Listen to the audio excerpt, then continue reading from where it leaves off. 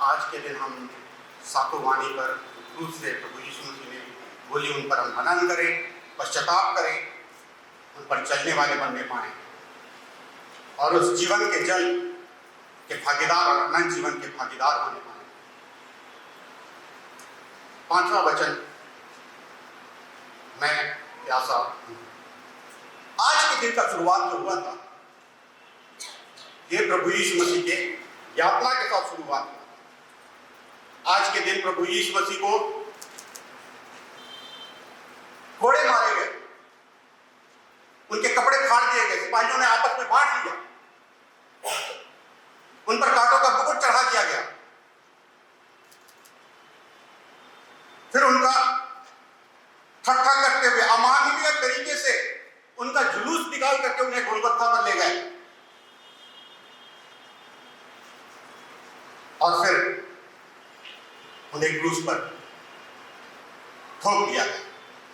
उनके हाथ पांव में कील ठोक दिए गए। उनका जो शरीर की जो अवस्था थी, उनके हाथ पांव से लहू बह रहे थे। और फिर जब सिपाहियों ने जब क्रूस को खड़ा किया तो प्रभु यीशु मसीह दर्द से करा उठे, चिल्ला उठे।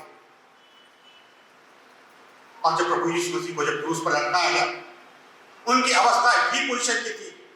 उन्हें सांस लेने और छोड़ने में असमर्थता हो रही थी। जब हम नॉर्मल एक्सरसाइज करते और मतलब बार हम पुल करते, अपने आप को कितनी ताकत लगती है। यहाँ पर उनके हाथों में कील ठोक दिया गया था और जब सांस लेने के लिए अपने आप को ऊपर खींचते थे तो सोचिए उनको कितना दर्द होता। तकरीबन 9 बजे प्रभु यीशु मसीह को क्रूस पर चढ़ाया गया और क्रूस के चारों तरफ तमाशा लगा हुआ था, लोग उनका ठट्ठा उड़ा रहे थे। ऐसे में प्रभु यीशु मसीह ने पहली वाणी बोली, हे परमपिता, इन्हें क्षमा करना क्योंकि ये नहीं जानते कि ये क्या कर रहे हैं। सैनिकों ने भी आकर उनका उपहास किया। और ऐसे में हम लोगों ने अभी सुना जब 2 डाकू उनके साथ थे, उनके पास चॉइस था, दोनों के पास चॉइस था, क्योंकि प्रभु यीशु मसीह बीच में थे, एक इधर, दोनों बराबर हाथ में थे, चॉइस था। लेकिन एक ने उनका ठट्ठा उड़ाया और एक ने कहा कि हे यीशु, जब तू अपने राज्य में आए तो मुझे याद रखना। यीशु ने उससे कहा, मैं तुझे सत्य कहता हूं, आज ही तू मेरे साथ स्वर्गलोक में होगा। ये दूसरी वाणी थी। फिर जब उसने अपने प्रिय चेले यूहन्ना को अपनी मां के साथ देखा तो हमने अभी वचन में सुना, प्रभु यीशु मसीह ने कहा, प्रिय महिला, यह रहा तेरा बेटा। और फिर वो अपने शिष्य से बोला, यह रही तेरी मां। फिर इसके बाद समूची धरती पर दोपहर से 3 बजे तक अंधेरा छा गया। कोई 3 बजे के आसपास यीशु ने ऊंचे स्वर में पुकारा, एली एली लमा सबक्तनी, हे परमेश्वर, तूने मुझे क्यों छोड़ दिया। तो हमने तुरंत इस वाणी पर हमने सुना। इसके बाद की जो बात है, अब घटनाएं थोड़ी तेजी से आगे बढ़ रही है और यूहन्ना हमें बताते हैं कि इसके बाद यीशु ने जान लिया कि सब कुछ पूरा हो चुका है। फिर इसलिए कि शास्त्र सत्य सिद्ध हो, उसने कहा, मैं प्यासा हूं। और वहां सिरके से भरा एक बर्तन रखा था, लेकिन उन्होंने एक स्पंज को सिरके में पूरी तरह से डुबोकर हिस्सा अर्थात जूते की टहनी पर रखा और उठाकर उसके मुंह से लगाया। फिर जब यीशु ने सिरका लिया तब वह बोला, 6ठी वाणी पूरा हुआ। और जब सब कुछ पूरा हुआ, प्रभु यीशु मसीह ने ऊंचे स्वर में पुकारा, हे परमपिता, मैं अपनी आत्मा के हाथ में सौंपता हूं। और यह कहकर उसने अपने प्राण छोड़ दिए। और जब रोगी सेना नायक ने जो कुछ घटा था उसे देखा तो परमेश्वर की प्रशंसा करते हुए कहा, यह निश्चय ही एक अच्छा मनुष्य था। आइए हम 5वीं वाणी पर अपना ध्यान को लगाएं। 5वीं वाणी, इसके बाद यीशु ने जान लिया कि सब कुछ पूरा हो चुका है। फिर इसलिए कि शास्त्र सत्य सिद्ध हो, उसने कहा, मैं प्यासा हूं। वहां सिरके से भरा एक बर्तन रखा था, इसलिए उन्होंने एक स्पंज को सिरके में पूरी तरह डुबोकर हिसप अर्थात जूफे की टहनी पर रखा और ऊपर उठाकर उसके मुंह से लगाया। आइए हम इस बात पर मनन करें और यीशु के इन शब्दों का क्या अर्थ है, इसको जानने की कोशिश करें। पहला, जीसस सफर्ड फिजिकली। यीशु ने शारीरिक रूप से हमारे और आपके लिए कष्ट उठाया।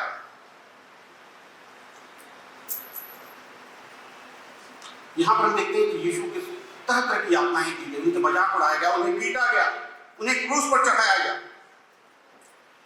लेकिन उन्होंने क्रूस पर से अपनी सारी जिम्मेदारियां जो उन्हें करना था वो सबको उन्होंने पूरा किया। और पूरा करने के बाद वो कहते हैं कि मैं प्यासा हूं। इस समय यीशु को लग रहा है, उन्हें पता चल रहा है कि अब उनका आखिरी समय आ रहा है, उनकी मृत्यु अब आ रही है। यीशु को मृत्यु की लहर अपनी ओर आती हुई दिखाई दे रही है, महसूस होने लगी, और अपनी असहनीय शारीरिक पीड़ा के कारण वो कहते हैं मैं प्यासा हूं। इस वाक्यांश में प्यासा हूं हमें उस असहनीय शारीरिक पीड़ा की याद दिलाता है जो प्रभु यीशु मसीह ने हमारे और आपके लिए झेली है। जैसा कि हम देखेंगे इस वाक्यांश के पीछे बाद में हम देखेंगे आध्यात्मिक महत्व भी है। प्रभु यीशु मसीह को सचमुच बहुत जोर से प्यास लगी। जैसा हमने अभी सुना, वो 100%, 100% वो मनुष्य थे और 100% वो ईश्वर थे। और यहाँ जब वो हमारे पाप को अपने ऊपर उन्होंने ले रखा है तो वो 100% यहाँ पर मनुष्य है। और ये उनके सच्चे इंसान होने की और इस पाप को जो उन्होंने अपने ऊपर लिया हुआ है, इस पीड़ा को जो अनुभव कर रहे हैं और क्रूस पर जो ये दर्द सह रहे हैं, ये हमें बताता है कि प्रभु यीशु मसीह ने हमारे और आपके लिए उन्होंने कितना दुख सहा। आइए आज इस गुड फ्राइडे के दिन इन बातों पर हम विचार करें, प्रभु यीशु मसीह की पुकार को सुने, उनकी दर्द, उनकी कराह को हम समझें, उनके प्यास को समझें। जब उनका जीव तलवा से चिपक चुका है, उन्हें प्यास लग रही है। आजकल गर्मी का दिन है, सभी को मैं देख रहा हूं बॉटल लेके चल रहे हैं, हल्का सा हम चलते हैं, धूप में हमें प्यास लग जाती है। यहाँ तो प्रभु यीशु मसीह को यातनाएं दी गई है, उनका खून बह चुका है, हाथ पांव में कील ठोक दी गई, कोड़ों से उन्हें मारा गया है, सर पर कांटों का गुबट चढ़ा दिया गया। उनके प्यास को हम अनुभव करें, उनके शारीरिक प्यास को हम अनुभव करें यीशु के द्वारा। ये सिर्फ शारीरिक प्यास नहीं है, इसका एक विशिष्ट उद्देश्य भी था जो यूहन्ना हमें बताता है, और वो है पवित्र शास्त्र को पूरा होना। और यहां आते हैं दूसरी बात पर, जीसस फुलफिल्ड स्क्रिप्चर। प्रभु यीशु मसीह ने पवित्र शास्त्र के वचन को पूरा किया। हम 28वें पद को फिर से देखते हैं। इसके बाद यीशु ने जान लिया कि सब कुछ पूरा हो चुका है, फिर इसलिए कि शास्त्र सत्य सिद्ध हो सके, उसने कहा मैं प्यासा हूं। यूहन्ना में स्पष्ट रूप से बताता है कि यीशु का कथन पवित्र शास्त्र को क्या करता है, पूरा करता है। प्रभु यीशु मसीह का वचन जो है प्रभु पवित्र शास्त्र के वचन को पूरा करता है। लेकिन यूहन्ना किस शास्त्र की बात करता है? पहला हम देखते हैं भजन संहिता 22। मत्ती और मरकुस ने यीशु की पुकार और भजन संहिता 22 की शुरुआती पंक्तियों को बहुत ही अद्भुत तरीके से दर्ज किया है, कोट किया है, उद्धृत किया है। हे मेरे परमेश्वर, हे मेरे परमेश्वर, तूने मुझे क्यों त्याग दिया, जो हमने अभी तुरंत सुना। और यह पुकार का शेष भजन में हम आते हैं जब मसीह के बारे में भजनहार दाऊद के शब्दों को पूरी करते हैं। इस अध्याय में के 15वें पद पर भजनहार दाऊद कहता है, मेरा मुख सूखे ठीगर सा है, मेरी जीभ मेरे अपने ही तालू से चिपक रही है, तूने मुझे मृत्यु के धूल में मिला दिया। प्रभु यीशु मसीह पवित्र शास्त्र के इस वचन को पूरा करता है, क्योंकि उसकी ताकत, उसकी जो शक्ति, जो शारीरिक शक्ति है, जो मनुष्य रूपी शक्ति है, वो धीरे धीरे अब कम हो रही है, वो मृत्यु के नजदीक जा रहे हैं। और उनकी शारीरिक शक्ति जो है धीरे धीरे खत्म हो रही है और मसीह यीशु वास्तव में मृत्यु के धूल में पड़े हुए थे इस वक्त। दूसरी जो है पवित्र शास्त्र का वचन जो वो पूरा करते हैं वो हमें मिलता है भजन संहिता 69 में, साम्स 69 में 1 से 3 में, जिसमें कि भजनहार कहते हैं, हे परमेश्वर मुझको मेरी सब विपत्तियों से बचा, मेरे मुंह तक पानी चढ़ा आया, कुछ भी नहीं है जिस पर मैं खड़ा हो जाऊं, मैं दलदल के बीच नीचे धंसता चला जाऊं, मैं नीचे धंस रहा हूं, मैं अगाध जल में हूं और मेरे चारों तरफ लहरें पछाड़ खा रही हैं, बस मैं डूबने को हूं, सहायता को पुकार के मैं दुर्बल होता जा रहा हूं, मेरा गला दुख रहा है। यहां पर हम देखते हैं भजनहार को, उसके चारों ओर पानी है, वो पानी में डूब रहा है, लेकिन फिर भी क्या है, उसका गला क्या है, सूख रहा है, उसका जीव तलवे से चिपक रहा है प्यास के कारण, परंतु क्या है, उसको पीने के लिए केवल क्या दी जाती है, सिरका दी जाती है। ये हम देखते हैं भजन संहिता 69 के 20 में, निंदा ने मुझको चकनाचूर कर दिया, बस निंदा के कारण मैं मरने पर हूं, मैं सहानुभूति की बाट जोहता हूं, मैं सांत्वना की बाट जोहता रहता हूं, किंतु मुझको तो कोई भी नहीं मिला, उसने मुझे विष दिया, भोजन नहीं दिया, सिरका मुझे दिया, दाख मधु नहीं दिया। यहां हम लोग देखते हैं पद 28 और 29 में प्रभु यीशु मसीह पवित्र शास्त्र के इस पद को भजन संहिता के 69वें अध्याय के वचन को पूरा करता है, जहां प्रभु यीशु मसीह का गला सूख रहा है, लेकिन उन्हें क्या दिया गया, सिरका दी गई। लेकिन हमारे और आपके लिए प्रियो, कितनी प्रोत्साहन की बात है, कितने उत्साहित करने की बात है कि अपने अंतिम शब्दों में प्रभु यीशु मसीह ने क्या क्या पवित्र शास्त्र के वचन को पूरा किया। जो बातें परमेश्वर ने पवित्र शास्त्र में प्रभु यीशु मसीह के आने से पहले बताई थी, उसको वो पूरा करता है। क्यों? क्योंकि सब कुछ क्या हो रहा है, योजना के अनुसार हो रहा है। लूका 18:31 में हम देखते हैं कि वह प्रभु यीशु मसीह अपने चेलों से कहते हैं, मनुष्य के पुत्र के विषय में नबियों द्वारा जो कुछ लिखा गया है वो क्या होगा, वो पूरा होगा। और जब वह क्रूस पर प्रभु यीशु मसीह तड़प रहा है, हमारे और आपके पाप के बोझ को लिए हुए वो दर्द सह रहा है, तब भी वो पवित्र शास्त्र के वचन को पूरा करता है। और इस पवित्र शास्त्र की पूर्ति में वह ये घोषणा करता है कि मैं प्यासा हूं। प्रभु यीशु मसीह ही वो पीड़ित सेवक है, वो परमेश्वर का मेमना है जो संसार के पाप को दूर करता है और परमेश्वर की हमारे उद्धार के लिए जैसे उसने योजना लिखी थी वैसे ही पूरी करता है। आइए हम इस बात को जाने, भले ही शैतान, भले ही रोमी सरकार, भले ही वहां पर लोग याजक, उनका एक ही उद्देश्य था, प्रभु यीशु मसीह का मृत्यु। लेकिन धन्यवाद हो परमेश्वर का कि परमेश्वर की इच्छा थी इस पूरे ब्रह्मांड की, पूरी संसार की, हमारी और आपकी भलाई, ताकि हम पाप से मुक्ति पा सके। सब कुछ योजना के अनुसार हो रहा था, यहां तक कि मसीह की प्यास की बेहतरीन विवरण जो यहां दी हुई है वो भी परमेश्वर की इच्छा है, क्योंकि हमारा परमेश्वर जिसकी हम आराधना करते हैं वो हमें वादा करता है और जो वादा करता है उसे वो पूरा भी करता है। हमने देखा कि प्रभु यीशु मसीह ने शारीरिक रूप से कष्ट झेला, फिर हम देखते हैं कि किस प्रकार प्रभु यीशु मसीह ने पवित्र शास्त्र को पूरा किया जब उसने कहा मैं प्यासा हूं। लेकिन प्यास क्यों? यीशु के इस प्रकार के कष्ट उठाने की आवश्यकता क्यों थी? इसका उत्तर हम अंतिम भाग में पाएंगे, जहां हम देखते हैं कि यीशु ने हमारे प्यास के लिए प्रबंध किया।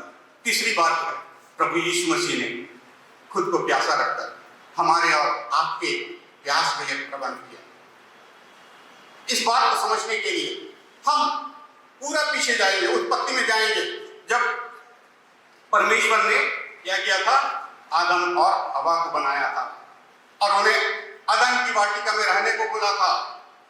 वहां सब कुछ था, परमेश्वर की उपस्थिति थी, भोजन था, जल था, छाया थी, सुंदर दृश्य था।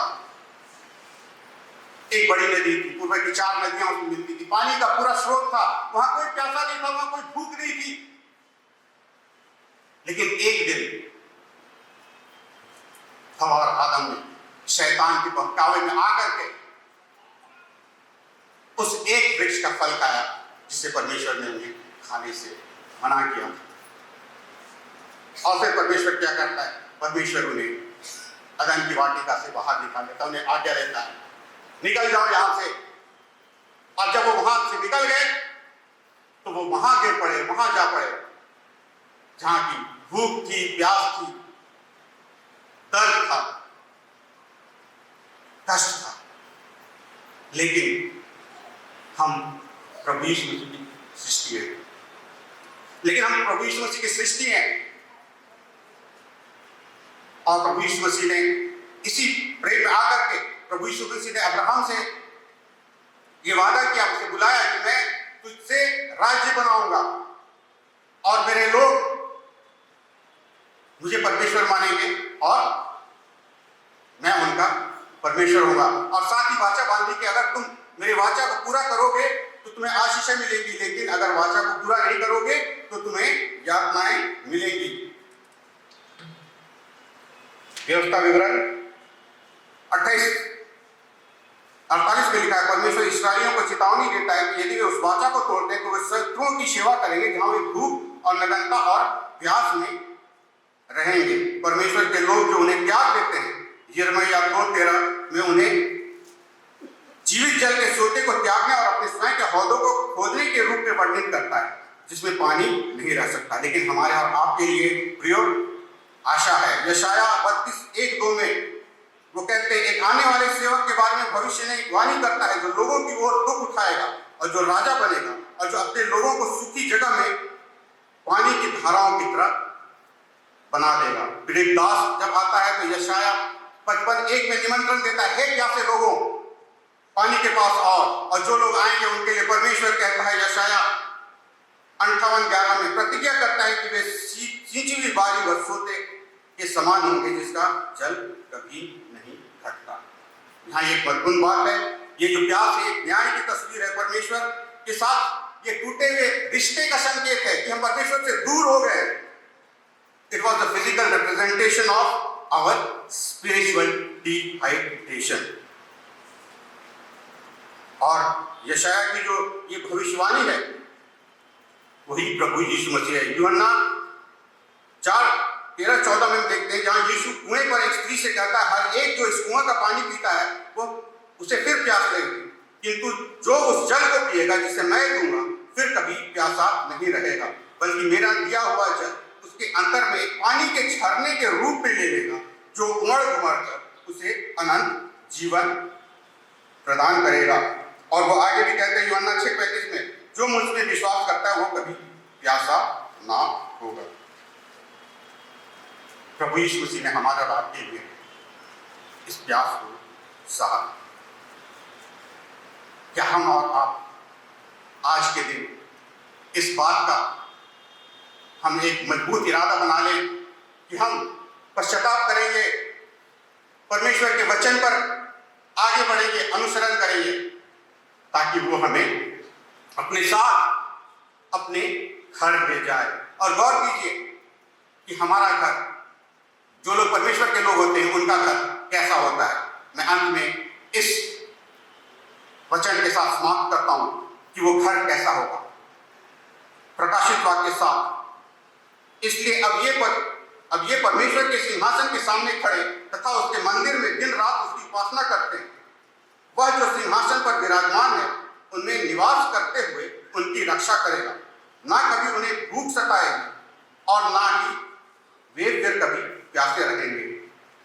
सूरज उनका कुछ नहीं बिगाड़ेगा और ना ही चिलचिलाती धूप कभी उन्हें तपाएगी, क्योंकि वह मेमना जो सिंहासन के बीच में उनकी देखभाल करेगा, वह उन्हें जीवन देने वाले जल स्रोतों के पास ले जाएगा और परमेश्वर उनकी आंखों के हर आंसू पोंछ देगा।